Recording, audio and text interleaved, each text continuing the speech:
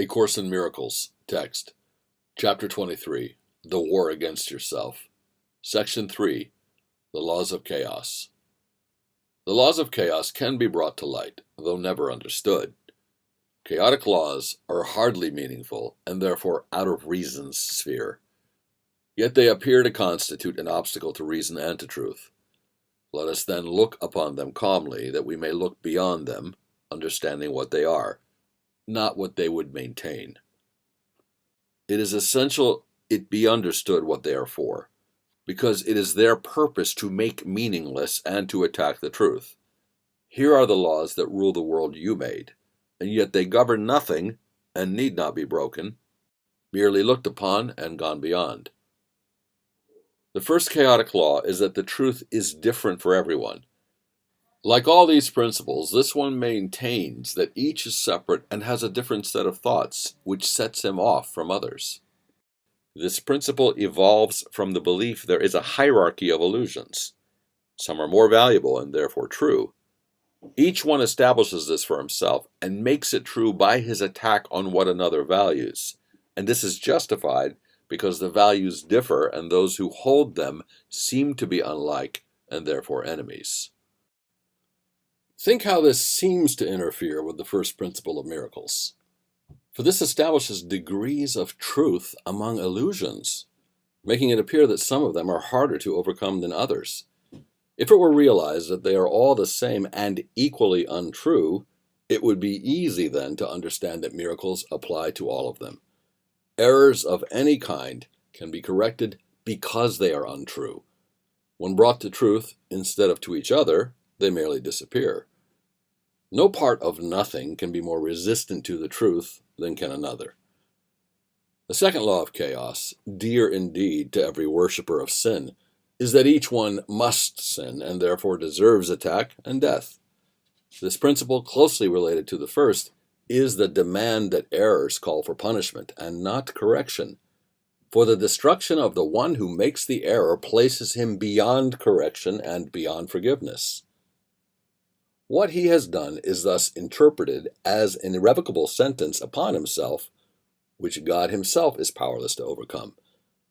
Sin cannot be remitted, being the belief the Son of God can make mistakes for which his own destruction becomes inevitable. Think what this seems to do to the relationship between the Father and the Son. Now it appears that they can never be one again, for one must always be condemned, and by the other. Now are they different and enemies, and the relationship is one of opposition. Just as the separate aspects of the Son meet only to conflict, but not to join.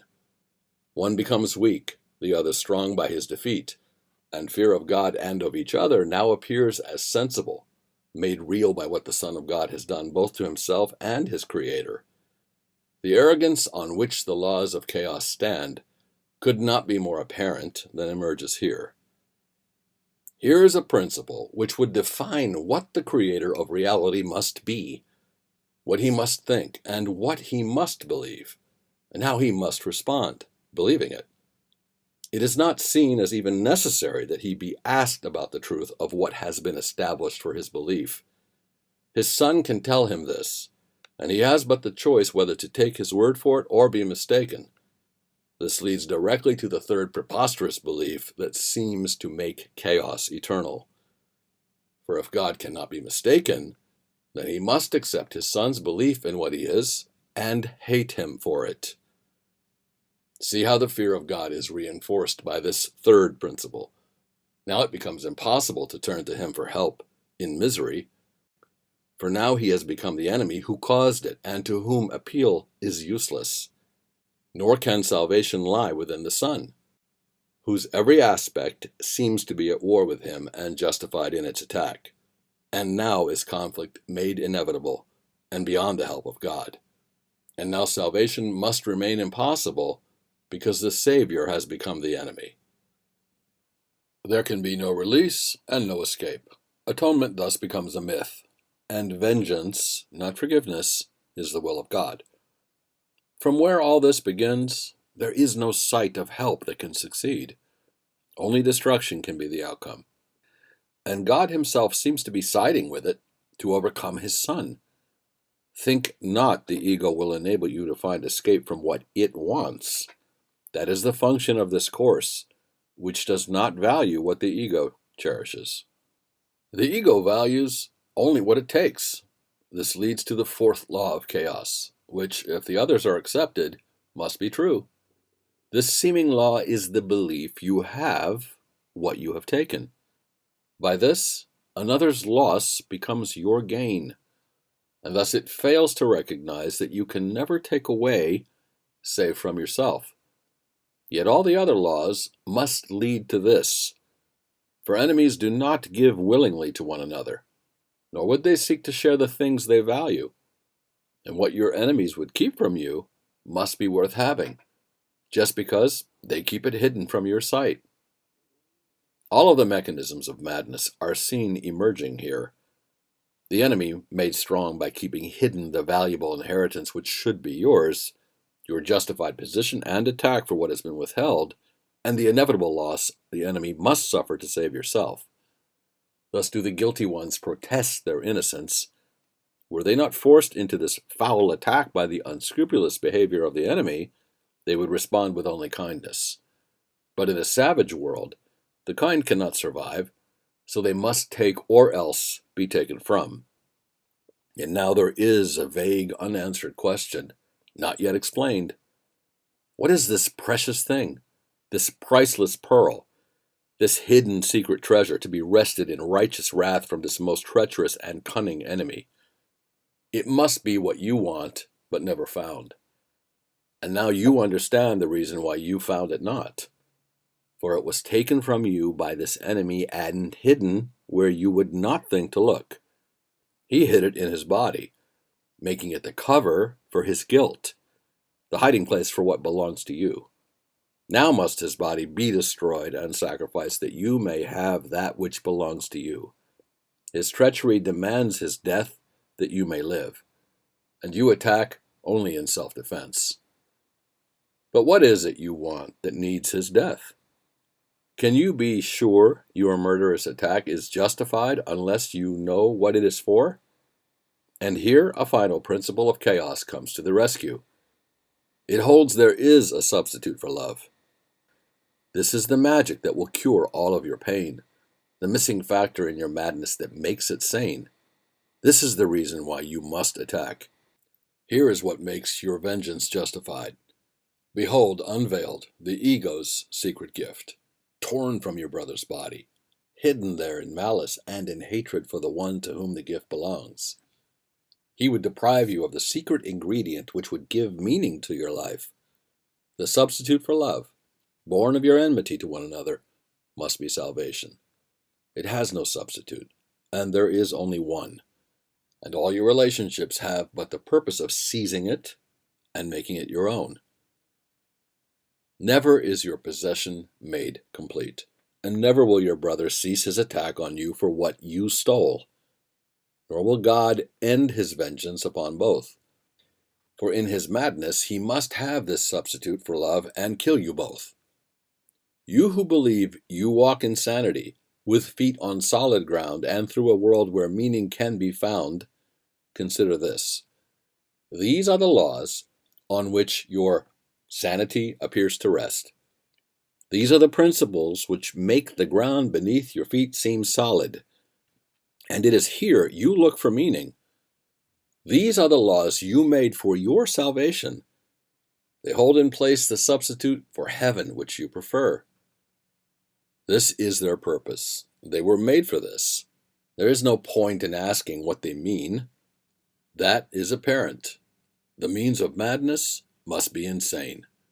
Are you as certain that you realize the goal is madness? No one wants madness, nor does anyone cling to his madness if he sees that this is what it is. What protects madness is the belief that it is true. It is the function of insanity to take the place of truth. It must be seen as truth to be believed. And if it is the truth, then must its opposite, which was the truth before, be madness now. Such a reversal completely turned around with madness sanity, illusions true, attack a kindness, hatred love, and murder benediction is the goal the laws of chaos serve. These are the means by which the laws of God appear to be reversed. Here do the laws of sin appear to hold love captive and let sin go free. These do not seem to be the goals of chaos, for by the great reversal they appear to be the laws of order. How could it not be so? Chaos is lawlessness and has no laws. To be believed, its seeming laws must be perceived as real.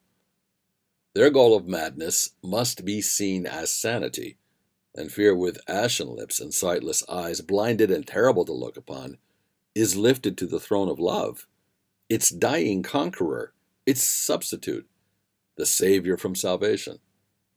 How lovely do the laws of fear make death appear! Give thanks unto the hero on love's throne, who saved the Son of God for fear and death. And yet, how can it be that laws like these can be believed? There is a strange device that makes it possible, nor is it unfamiliar. We have seen how it appears to function many times before.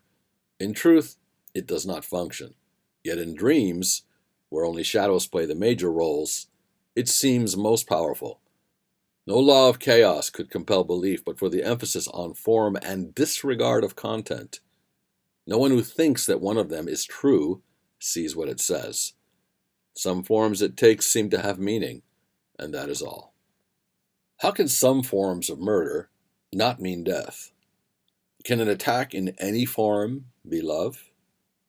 What form of condemnation is a blessing? Who makes his Savior powerless and finds salvation? Let not the form of the attack on him deceive you. You cannot seek to harm him and be saved. Who can find safety from attack by turning on himself?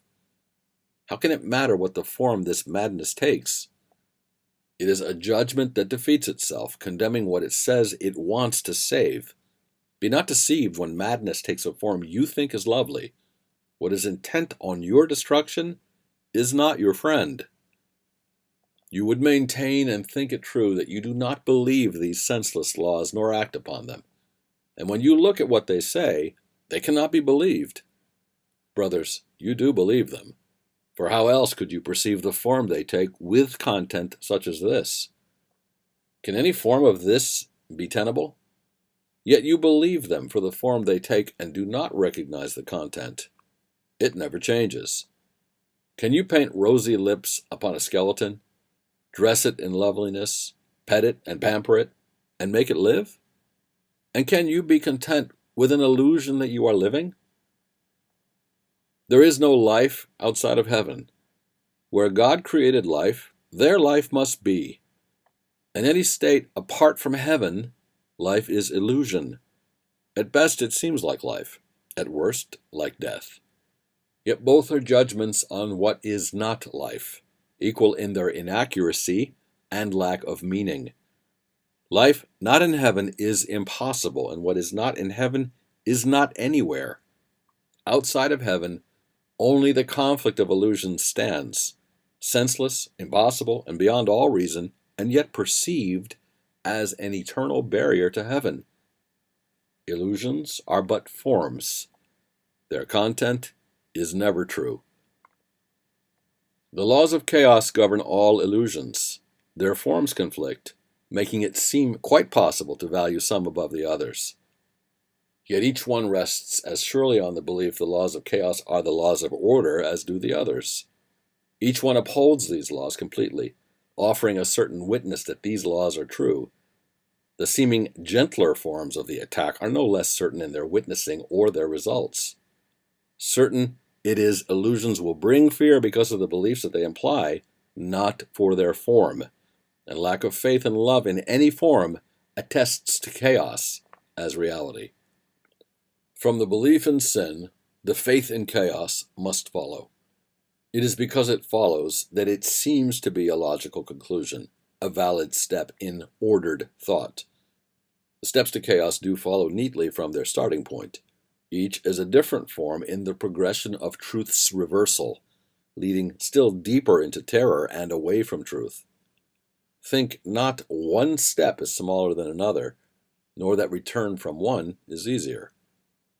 The whole descent from heaven lies in each one, and where your thinking starts, there must it end. Brothers, take not one step in the descent to hell. For having taken one, you will not recognize the rest for what they are, and they will follow. Attack in any form has placed your foot upon the twisted stairway that leads from heaven. Yet any instant it is possible to have all this undone. How can you know whether you choose the stairs to heaven or the way to hell? Quite easily. How do you feel? Is peace in your awareness? Are you certain which way you go? And are you sure the goal of heaven can be reached? If not, you walk alone. Ask, then, your friend to join with you and give you certainty of where you go.